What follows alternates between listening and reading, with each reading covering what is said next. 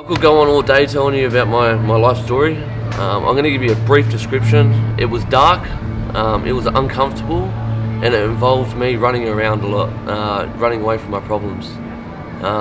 At the time, I just didn't want to face it. I knew I had demons in me that were in there. I hated having responsibility, having to wake up, go to work. All those things I just kept trying to run away from because I didn't want to face that. There were problems deep inside of me.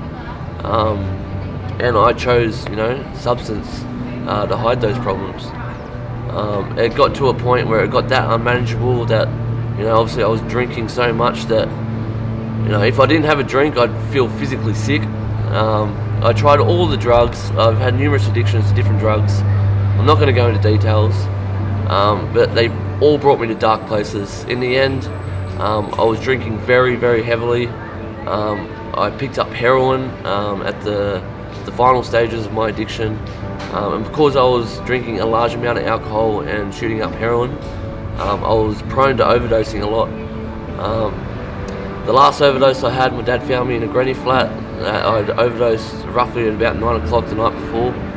I was found, I think, at about 7 o'clock in the morning. I'd been unconscious for that time. I was pretty close to dying. It's not a nice way to live.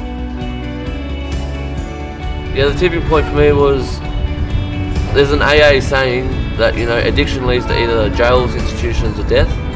I've done the jails, I've done the institutions, and having that last overdose was pretty much just confirming that the last thing, death, was sooner or later going to happen. I had to make a decision right then and there. What path did I want to take? Did I want to take that chance, or did I just want to man up and get help? And I chose to get help. First impressions was that it was obviously on a nice setting. It was in the bush, which I like. There's plenty of characters to have a laugh with, that's for sure. So I kind of fitted in straight away. The support there when I first arrived was, very embracing and comfortable and warm. It made it a lot easier for me. So yeah, first impressions were really, really good.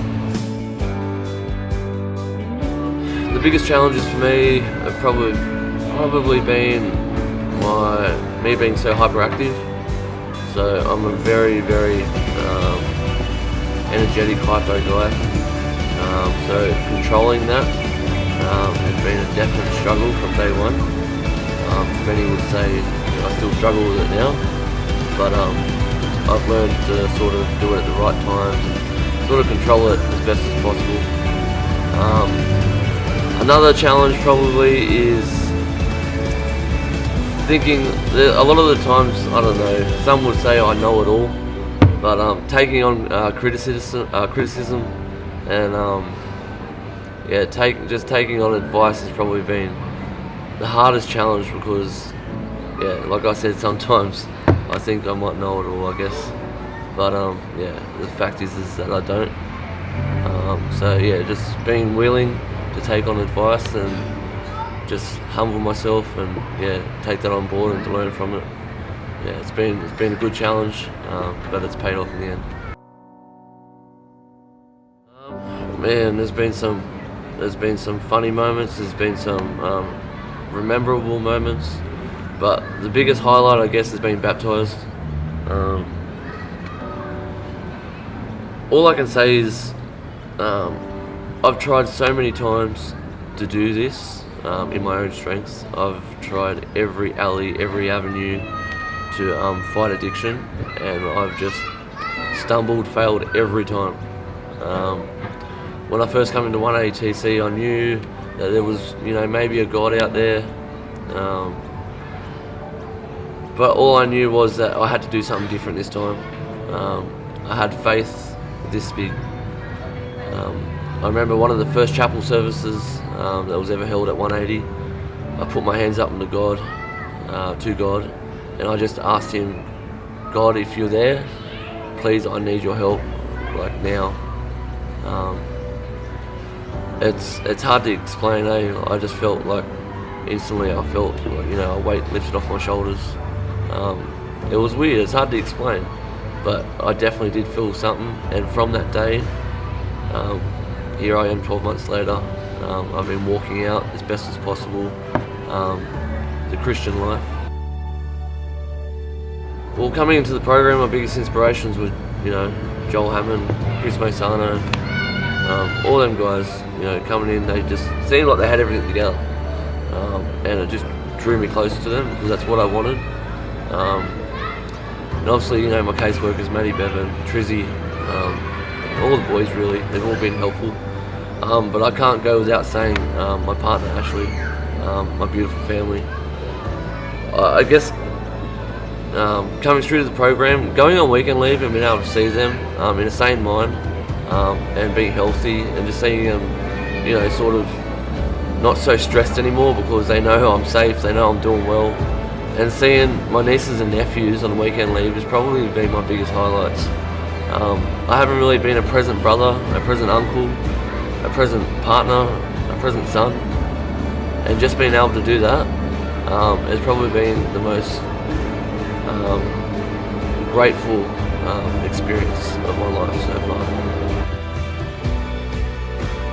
I've got heaps of encouragement. Obviously, there's different ways you can do this program. If you want to reap the full harvest of the best chances of getting sobriety, you have to challenge yourself. If you're just breezing through this program, you're not doing it properly. Lucas always says that, and he says it for a reason. I've had some really challenges that have almost got me, maybe exited the program, or I've just wanted to walk away. But if they weren't there for a reason, if they weren't there in the first place, I wouldn't have been able to grow strength from that and been able to overcome that. So all the challenges are there for a reason. Whether you want to grow from them and accept them, that they're there, is your decision. But the more you challenge, the more you're going to grow and the more you're going to strengthen yourself. Obviously, another encouragement, as soon as you get up, make your bed, have a shower, rock up to breakfast. It's a great way to start the day. If you don't do them things, it's those little things that are so important. Just being organised and being, punctual. Take this place as a battleground or a training ground for the outside. If you can't even, get yourself to breakfast or to house duties or stuff like that when you're in a rehab, how do you think you're going to do that on the outside? So don't take these little things for granted. Really push yourself when you're in here, because the more you do that, the more you're going to teach yourself, and you're going to be able to do it when you leave here. So yeah, do that, and don't hate your leaders.